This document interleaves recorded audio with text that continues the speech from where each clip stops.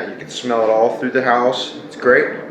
Now I'm going to take a medium-sized knife, not too big, and I'm going to cut into it, looking at the rareness of the meat, and then I'm going to pull it out, set it here on the counter, and let you guys look at what I'm doing. If you can, give me some comments down at the bottom. Tell me what you think, what you'd like me to make next, and I'll make it.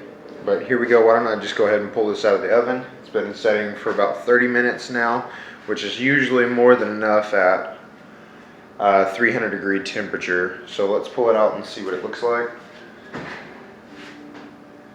Oh, it smells great. It's cooking and some juice that the meat has itself.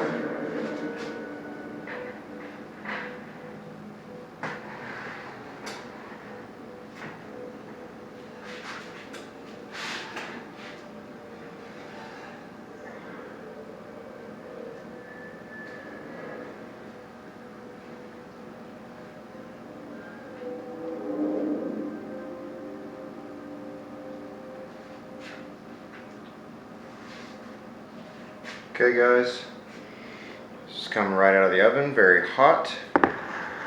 And now in a dish this small, it has a lot of juice that can just slosh from side to side. And we don't want that, because if you get 300 degree juice on you, it's going to hurt very bad. So now, as I move the London broil around, it smells delicious. The onions are just about fully cooked. They smell great. I'm gonna make a nice good flavor of the meat. I'm gonna pull one of these out right here in front of you. It's piping hot, but it smells delicious. So I'm gonna pull this out right here. I'm going to move this to the side. Got some juice on the counter, so I'm going to wipe it off quickly. Some of that broth that has been made with the meat will get onto the counter and stay on the counter. I have all white counters, which is unfortunate, but I love my white counters, and they come out nice when they're cleaned. Try to clean with bleach if I can, about 3 times a week on this counter, which is good. It keeps the germs away, keeps everyone healthy. I'm going to wash my hands again in some cold water. Now guys, normally when I'm cooking food that's this hot, I'll try to cut it against the grain as well, like when it's raw. Please excuse my daughter, who's crying her head off right now. She's tired. It's getting toward bedtime. Alright guys, my hands are dried. Here is the meat that I will fillet with a decent size serving fork and a medium sized knife that is sharp that will cut. What I would prefer to have is a nice butcher's knife that some people will have. Now I'm going to cut against the grain of the meat, and that is a fully cooked piece of meat, which looks delicious, and I'm sure that it tastes even better than it smells. You see that, which is good. And my beautiful wife is tending to my ugly daughter, who's being mean. Get away. You taste it. No, get away. Now I'm slicing the meat against the grain. Normally with this kind of meat, the bigger the slice the better, because the smaller the slice, the cooler the meat becomes, and it doesn't taste as good, and it becomes kind of like boot leather, which isn't very good either. I'm going to try to make some decent sized slices for us to eat.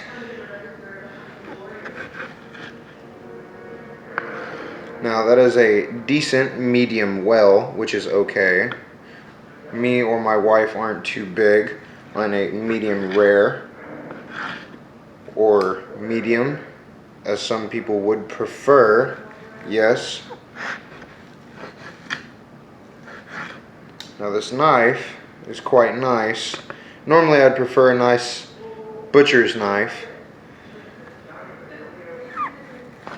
but this does just fine for what I need it to. And you can get into some knives that are $400 or $500. This is a nice $25 knife, which isn't terrible.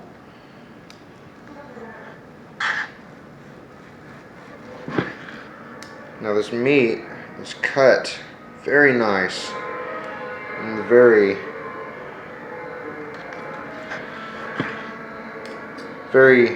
sort of thin, I guess you could say, and it has come out beautifully with the flavor and texture of the meat. Now our meat looks like this, which is quite nice. Now I will move to a dish. It's about this size, and I'll pick up all the meat that I can with one go and just set it here onto the dish. Now, it's a good thing I have paper towels, because of course I'm going to drip juice on to the cabinet, which is quite annoying, but that's what happens when I have a cutting board that doesn't have a trim on it, which takes the broth of the meat or anything that I'm cutting into the trim of the cutting board, which is quite nice. Your cutting boards, never wash with soap, only hot water. Some people oil them with mineral oil because olive oil or anything else will spoil. So all I wash my cutting board with is just hot water, and then I wipe it down with paper towel. I don't oil it. Sometimes you can.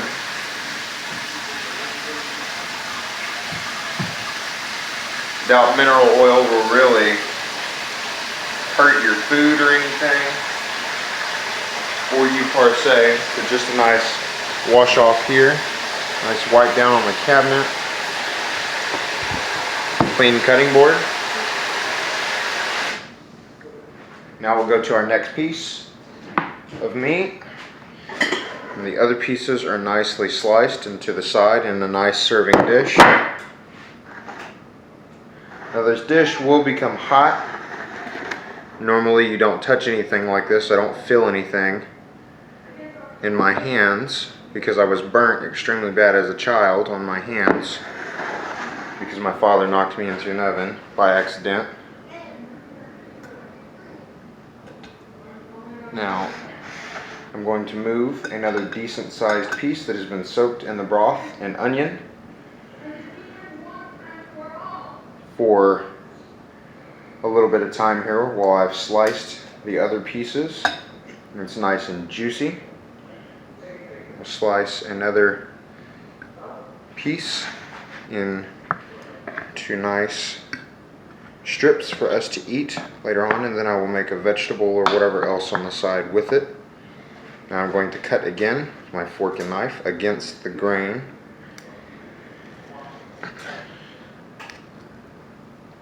Which comes out quite beautifully if you cut it just right.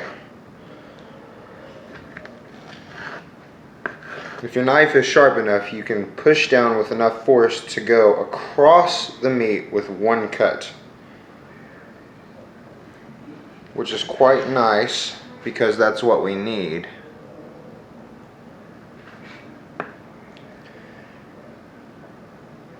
Now remember, the bigger our pieces, the better, because it locks in the heat of the meat and it allows you to enjoy the meat better. You don't want to eat cold meat. You want to eat nice hot meat.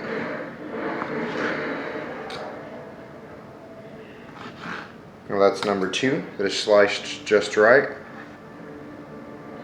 into different slices. I'll move it right here into this dish. And I'll move all of it here.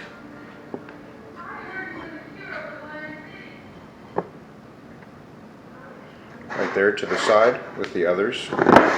Beautifully cut. Okay, third piece, the one that was in the middle. It is the moist piece of the dish and the most rare, which is okay. Some people prefer rare.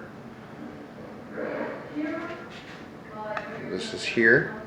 I'm going to push this to the side, which is totally fine. Now we're going to cut against the grain again. This is a nice medium rare, or yes, medium rare.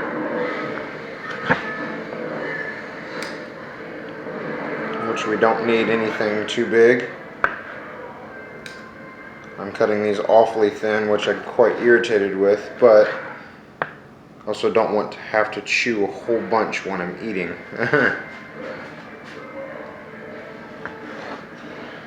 Okay, is that nicely sliced?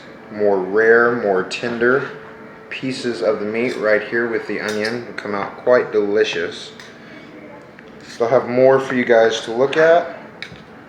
Please subscribe to my channel if you can for more details on what I'm going to make, and I'm going to make weekly updates to what I cook for you guys, so lots of support there. It's a beautiful day outside today, guys. This is just nighttime here while I'm cooking for you. Beautiful children of God. Now, when you're cooking, take your time, never rush into what you cook, because this London broil takes a little bit of time. If you season right, if you cook right, the flavor of the meat will come out tremendous. You don't need a lot of seasoning. Some people throw a ton of seasoning on their meat and it comes out too salty. But if you add the right amount of seasoning, you will be just fine. And hi guys. And if you season your meat just right, it'll come out with a wondrous flavor. Here's this meat that I'm going to put to the side for myself to taste. Always taste your own food. Make sure that it comes out good, and you'll be impressed with your progress if you pad or pat your seasoning into your food, allowing the flavor to be absorbed into the meat. Now that is beautifully cooked meat. That is, I would say some of it is well done and some of it is rare, which is good, quite nice. And here's the piece that I'm going to eat, which looks pretty good.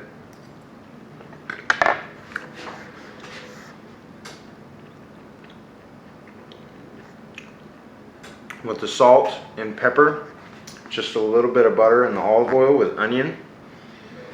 It allows the naturalness of the beef to make it broth down low into the dish that is cooled off now. And once it's cooled and it sets and soaks into the meat, it comes quite good. Now guys, this has been great. Talking, showing you guys how to cook a London broil, which has come out quite nice and evenly sliced. Now I'm going to soak some of the sliced meat into the broth to absorb flavor. And remember, when you have a cutting board, never wash with soap. It can always impact your food. Same thing with a cast iron. Very, very ever so slightly, every once in a while, is it okay to wash a cast iron with some soap, but rinse it very well. And cook or clean with hot water. Excuse me, clean with hot water. Clean cutting board. Clean cabinets. Better. Now, here is our beautifully cut meat with the broth that will be drizzled on top. Oh, and that's beautiful, guys, as it soaks into the dish. Hi, daughter. We have a quite beautiful looking dish here, you guys, with the onions that is cooked and the meat. Now I'll make some sides for the family. But please do tell me how I did. Critique my work. Always like honest people and what you guys will think. So please comment down below, subscribe, and I will keep you guys updated with our next meal. Have a good day, guys. Thanks for watching, and God bless you.